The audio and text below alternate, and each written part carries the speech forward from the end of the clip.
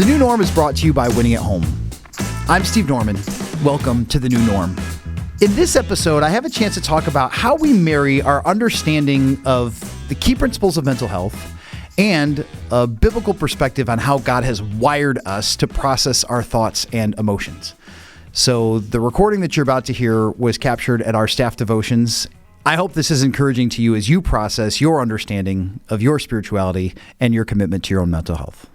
One of the things that made me super grateful for Winning at Home is we are uniquely poised to help build bridges between churches that have concerns about mental health but are overwhelmed or intimidated by these conversations, and all of your subject matter expertise and clinical know-how. And so when Daniel was talking about people who have experienced hurt from the church, unfortunately, churches that have responded poorly to people's mental health challenges has been a significant part of hurt.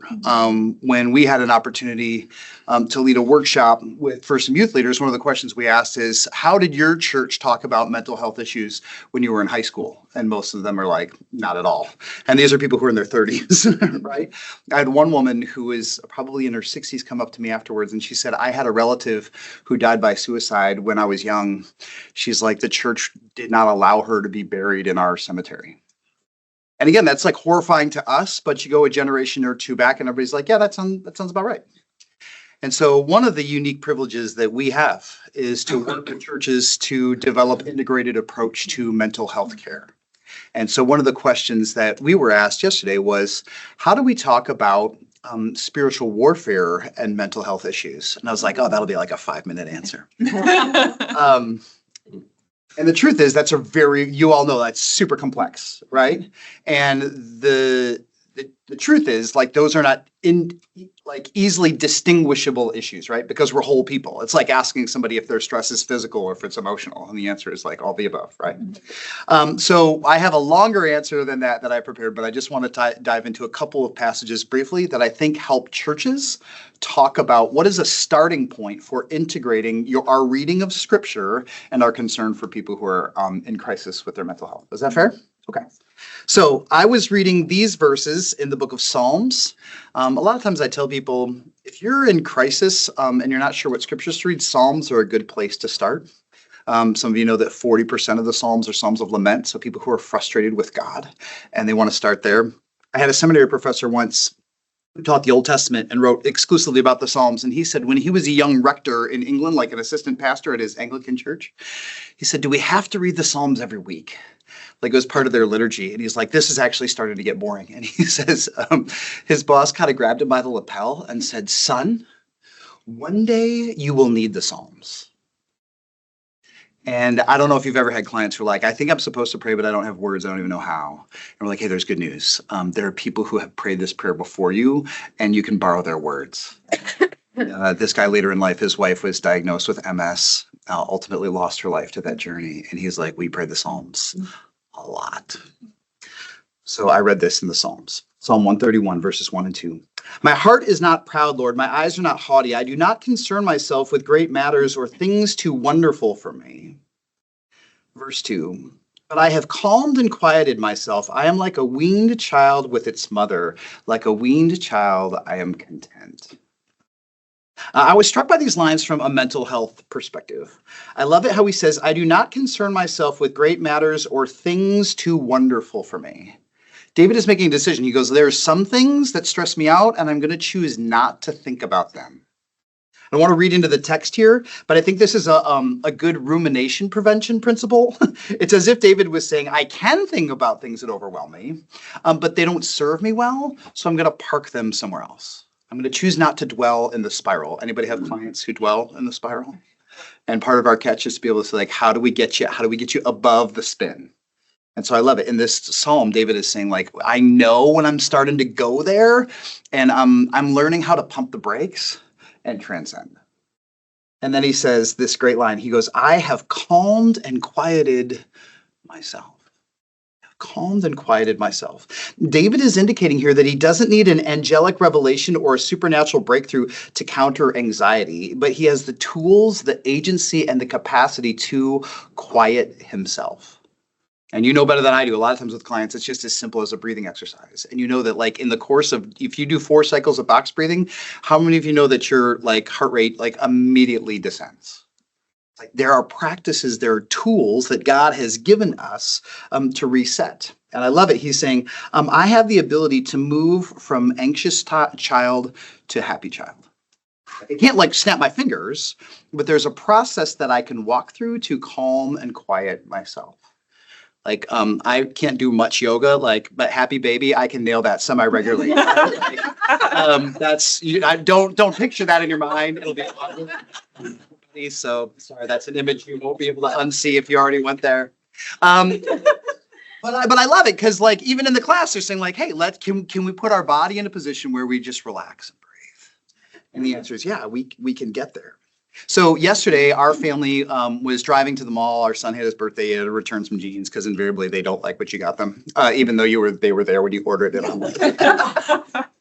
And we're getting ready to go on the freeway, and sure enough, like our like warning system light starts going on. And not only is it flashing, but it's flashing and beeping. And so like I'm driving, I'm like, it's going fine. But I'm like, Kelly, can you check it on Google? And she's like, yeah, it says that you should stop the car immediately. She's like, this is the general systems warning light. It means that something horrible has gone wrong. And in my mind, I'm going to like a catastrophic scenario. I'm like, oh, the car is totaled. The electrical systems is in failure. Like we need to find $10,000 yesterday. Like that's immediately where I went in my mind because I'm a balanced and grounded person.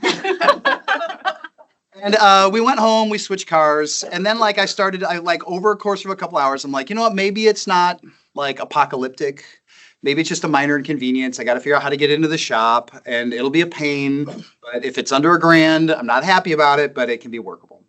And then this morning, our daughter who came home to visit us from Chicago, I was dropping her off at the Amtrak station. And as I'm driving back to our house in Zeeland from downtown Holland at 6:49 in the morning, something said, to get home, check the hood latch. So my son is a new driver. That was the car that he used. He got gas for the first time. And there was something in mine that said that when he went to pop the fuel thing, he popped the latch. And so I got home, and sure enough, the hood was a centimeter open. And so I latched it and I walked in. I was like, Kelly, I think I fixed the car. And it was one of those moments where over the course of 18 hours, I went from my world is going to explode to that was super easy. And do you see like how when we can park the stuff that appears catastrophic and learn to calm ourselves like a weaned child, we can go from anxious to restful. Now, again, sometimes that is, depending on the scenario, you know as well as I do that that's way easier said than done. Like there are grades of this system. But this line reminds me of another verse where he says, I've contented myself, reminds me in Philippians chapter 4, where Paul says, I have learned to be content. I've learned to be content. It's something that I practice. Like I don't just stumble into contentment. Our culture often teaches us, it's like when the lottery you'll be content, or you find the right partner, you'll be content, or when X, Y, and Z is true about your sex life, you'll be content. Paul says, none of the above. Learn to be content. Kelly and I have learned the hard way to practice this when we go to our kids' sporting engagements because I tend to be a little bit tightly wound. And we have learned this trick. Well, the first trick that we learned is get a sucker so that you're not yelling. I'm not lying. There was one time we were at my daughter's soccer tournament and all the dads were so wound up. The girls went to Target, bought a bag of suckers and handed them out on the sideline. It was a not so subtle hint that we had all lost our minds. But the other trick that Kelly and I do is before every game starts, we'll look at each other and we'll be like, it doesn't matter. It doesn't matter. My daughter told me that the Kansas City Chiefs had their Super Bowl victory party planned before the game. And when they didn't win, they went to their party anyway because they'd already paid for the entertainment. And I love it. It's to be able to say like, you know what? Outcome aside, I choose rest. I choose joy. I choose peace. It doesn't matter. So Paul says this, I've rejoiced greatly in the Lord when you last renewed your concern for me. Indeed, you were concerned, but you had no opportunity to show it. I'm not saying this because I'm in need, for I have learned to be content whatever the circumstances. I know what it is to be in need, and I know what it is to have plenty. I have learned the secret of being content in any and every situation, whether well-fed or hungry, whether living in plenty or in want. And then this famous verse that we all know, I can do all this through him who gives me strength. Philippians 4:13 may be the most misquoted verse in the entire Bible. It's not like morally wrong for it to show up on like gym walls and on mugs and all the other places where it shows up. But the context is Paul is saying, what is the one thing? What is the one really hard thing I can do through Christ who gives me strength? I can be content in all of the circumstances. It's like, and I've learned that. Here he's speaking primarily financially, but the same thing can be true relationally. Same thing can be true on a family basis. Like whether my kid obeys me or not, whether my kid is making horrible life choices or not, like I can choose to be content. Whether my spouse is responding to me, whether I have unresolved conflict, whether I've got a person that I'm struggling to forgive. Can I be content even if the circumstances don't like net out the way that I want to? So same passage. What's the most famous verse that we have on anxiety? Philippians 4:6, right? Be anxious for nothing. Let's back up just a touch. Verse 4 says, rejoice in the Lord always. I'll say it again, rejoice. Let your gentleness be evident to all. The Lord is near. And then, do not be anxious about anything, but in every situation, by prayer and petition, with thanksgiving, present your requests to God. And the peace of God, which transcends all understanding, will guard your hearts and your minds in Christ Jesus. So usually when I'm talking to people about anxiety, I start in verse 6, be anxious for nothing. But the truth is that if I back up 4 words, I have really important context. The 4 words before that are what? The Lord is near. Be anxious for nothing. The Lord is near. Be anxious for nothing. So then the question is, what does it mean the Lord is near? Is the Lord near chronologically? Like, isn't the Lord near, like, is he coming back? And the answer is yes. And then the follow-up question is when? And you're like, soon and also later. But then the other way is the Lord is near geographically. The Lord is near spatially. And when is the Lord near, like, physically? The answer is always, even when we're not physically aware of it. But the Lord is near. The Lord is near. So he says, be joyful, be gentle. And I think the hardest part is that we're anxious. We most often struggle to be gentle with who? With ourselves. Be joyful, be gentle, be peaceful. And then right after that, he says, finally, brothers, whatever is true, whatever is noble, whatever is right, whatever is pure, whatever is lovely, whatever is admirable, if anything is excellent or praiseworthy, think about these things. Whatever you have learned or received or heard from me or seen, put it into practice, and the God of peace will be with you. God of peace will be with you. You don't have to raise your hand. How many of you know that our culture is not wired for us to think on these things? Like, when was the last time somebody tweeted something and they're like, oh, I saw something really noble yesterday and I wanted to share it with you. Like, I saw something really beautiful and it inspired me. You get, like, for this talk that I had to do with kids and technology last year, I did a bunch of research on like social media and how it's affecting us and all. You already know the drill. But did you know that economically, algorithms in social media are wired primarily for what emotion? I've told some of you this before. Are primarily geared for what emotion? Rage. Outrage is the most consuming of our focus and our energy. And how do social media platforms make money? By the amount of time that we spend there. So if they can hook us with rage and we go down a rabbit hole, this has not happened to any of you because you're super mature. It's happened to me. Like, I clicked on one thing and I'm just going to look into this for 15 minutes. And 2 hours later, I'm like, I'm really mad, but I'm not sure why. It's wired that way on purpose. And like, I think you know me, like, I'm not a super crazy conspiracy theory type person, but the truth is, like, the algorithms are not in your favor. Like, the algorithms are tilted away towards things that are true and pure and lovely and admirable. All of the things that Paul says, think on these things.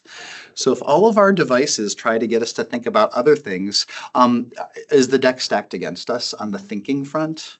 100%.